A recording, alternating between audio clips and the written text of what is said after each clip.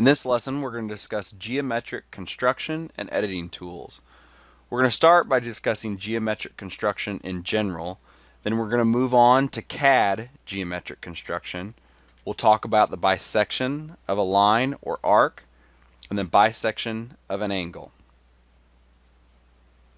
The creation of designs usually involves the manipulations of geometric shapes. Traditionally, manual graphical construction used simple hand tools like the T-square, straight edge, scales, triangles, compass, dividers, pencils, and paper. The manual drafting tools are designed specifically to assist in the construction of geometric shapes.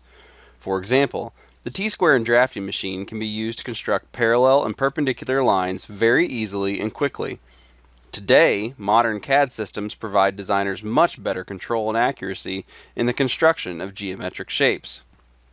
In technical drawings, many of the geometric shapes are constructed with specific geometric properties, such as perpendicularity, parallelism, and tangency.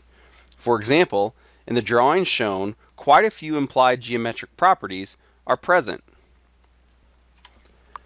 To get started on this lesson, we're first going to open AutoCAD. Once we have AutoCAD open, we're going to open a blank Imperial template. To do so, go to the Getting Started area, go to Templates, scroll down, and go to No Template Imperial.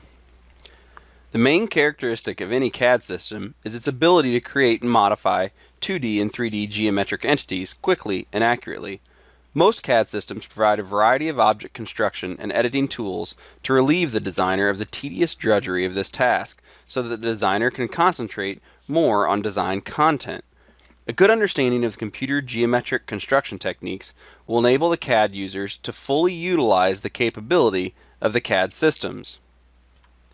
We're going to start this example by drawing an arc and then a line connecting the two endpoints. To draw the arc, we're going to use the arc command. We can start anywhere and draw a simple 3-point arc. I'm then going to use the line command and draw from one endpoint to the other endpoint. The next thing I want to do is verify that I actually have my dynamic input on. To do that, you're going to go down here, make sure that dynamic input is one of my options on my toolbar, and then turn it on. The next thing we're going to do is draw a line perpendicular to the line that is connecting the two endpoints of the arc. To do this, we want to go ahead and use our Object Snap toolbar. To turn on the Object Snap toolbar, we're going to go up to our Quick Access, and we're going to show Menu Bar. Under the Menu Bar, we're going to go to Tools, Toolbars, AutoCAD, and go down to Object Snap and turn that on. Now you can see that we have an Object Snap toolbar just below our two drawing tabs. So now we're going to go to the line command and then use the snap to perpendicular from the Object Snap toolbar. It's going to say specify first point per 2 down there. We're going to select line AB at any position, and notice that now the line is attached to the cursor and then perpendicular to that particular line. We're going to select an arbitrary point somewhere up above the arc and line. To end the line command, I'm going to right click and select enter, and you'll see that the command is now finished. Next, we're going to select the move command. We're going to select the perpendicular line that we just created. In the command prompt area, the message specify the base point or displacement is displayed. AutoCAD expects us to select a reference point as the base point for moving the selected object. We're going to select Snap to Endpoint on the Object Snap toolbar. We're going to select the lower end point of the selected line. We're going to move the cursor inside the drawing area, and notice the line is moved to the new cursor location on the screen. We're going to pick Snap to Midpoint in the Object Snap toolbar. AutoCAD now expects us to select an existing arc or line on the screen. We're going to select the arc to move the line to the midpoint of the arc. We're now going to do the exact same thing, except we're going to move it to the midpoint of the line.